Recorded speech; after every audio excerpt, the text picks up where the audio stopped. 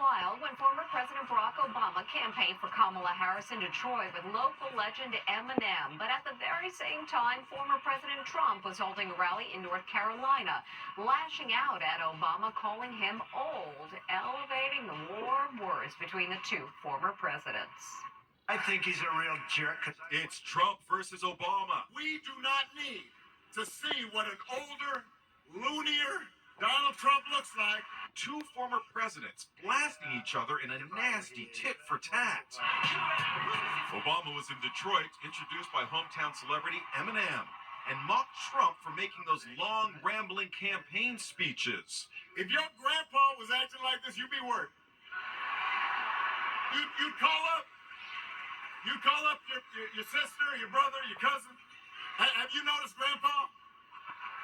He acting a little funny. The grandpa crack definitely got under Trump's skin, because at his rally in North Carolina, he fired right back, saying that it's Obama who's the old geezer. I think he's exhausted. I watched him talking. I think the guy's exhausted.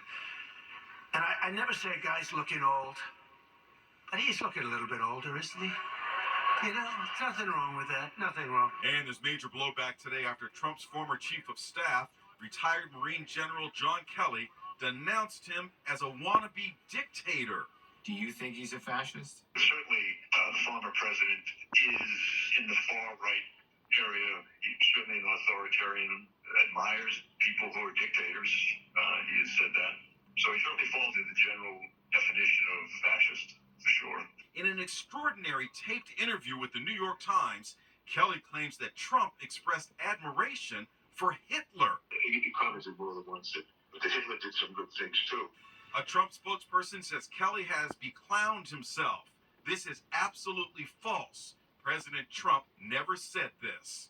Does it take that much courage to admit maybe we should listen to the four-star general over the politician and con man? Kamala Harris spoke out at a press conference. It is deeply troubling and incredibly dangerous that Donald Trump would invoke Adolf Hitler. This is a window into who Donald Trump really is. Trump's allies are coming to his defense. More than 200 retired generals and admirals also endorse and support President Trump for his re-election. So you can take one man's perspective. I'll take the other 200. After one customer died and 49 fell ill from E. coli, McDonald's has pulled their popular quarter pounder with cheese off the menu in a dozen states. Many assumed it was the meat, but McDonald's says it was the raw onions. So how can you tell what you're eating is safe? Jim Ray spoke with the food safety experts. Investigators looking into the serious McDonald's E. coli outbreak are zeroing in on uncooked onions found in the quarter pounder burgers.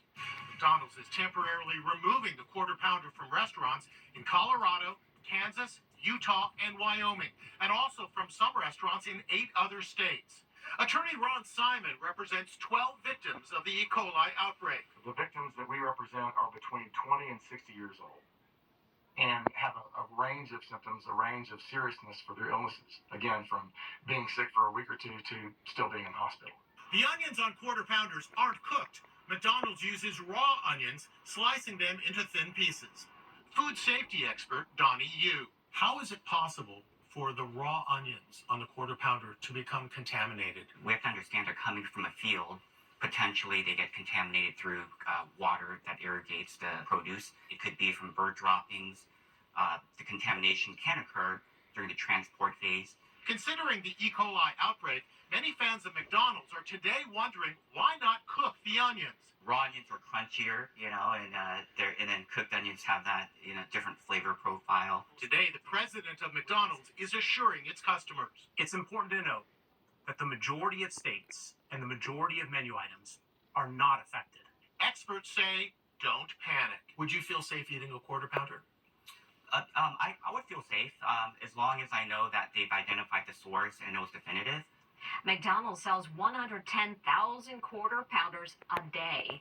She's a beautiful medical student fatally shot at a cancer walk in Memphis. The suspected gunman fled but was captured by cops. And as Allison Hall reports, he's the student's ex-boyfriend. Cops surround a car that flipped over during a dramatic high-speed chase. Inside the wreck is a man who police say gunned down his beautiful ex-girlfriend.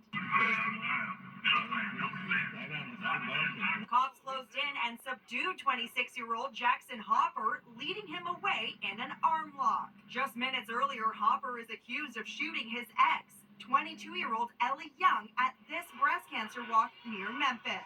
Ellie was a volunteer at the event. Police say she was about to leave when a car driven by her ex-boyfriend pulled up behind hers. Cops say he opened fire into her vehicle and once again as she tried to flee. Ellie Claire Young, summa cum laude, university scholar. Ellie was a brilliant student who graduated from the University of Tennessee in May and was a first-year medical student there. I just remember going on cruises with Ellie and how much fun she was, and she was always the life of the party. She has a look-alike sister, Erin, and she was a bridesmaid at Erin's wedding in 2021. You're charged with first-degree murder.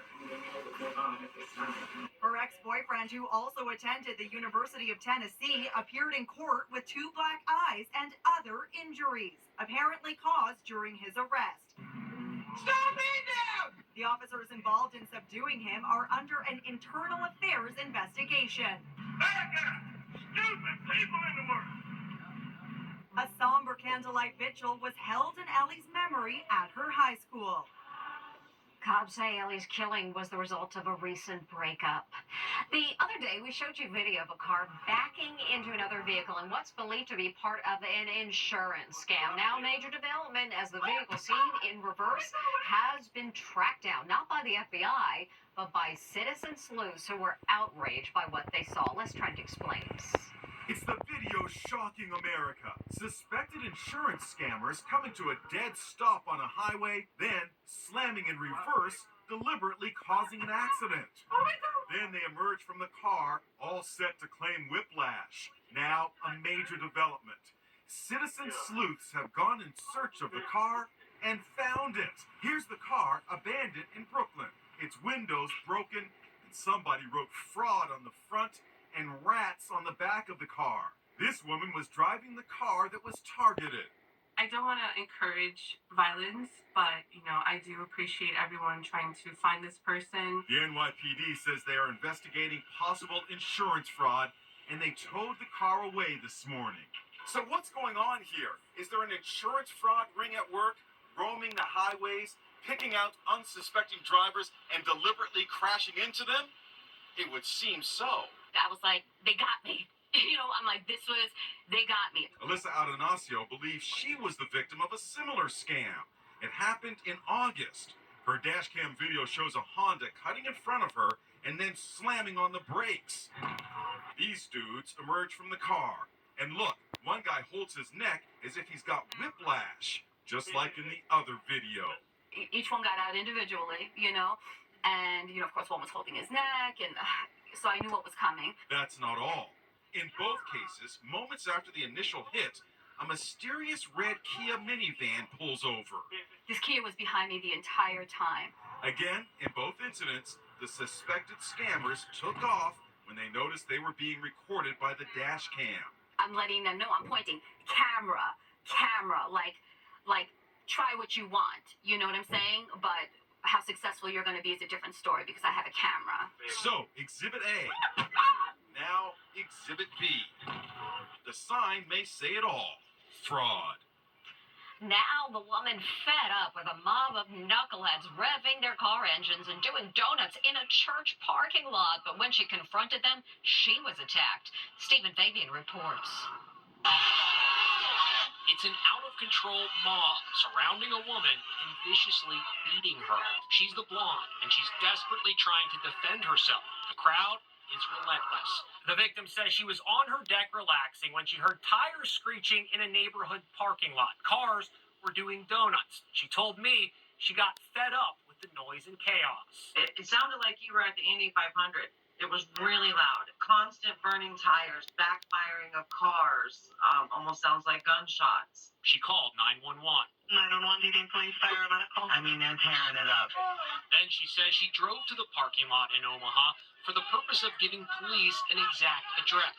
You can see her pulling up and the mob beginning to move toward her. There was kids watching, there was kids recording, yelling, screaming. As the teens give her a hard time before she even gets out of the vehicle, Chris, she asked that her last name not be used, started recording that. And that's when things got out of control.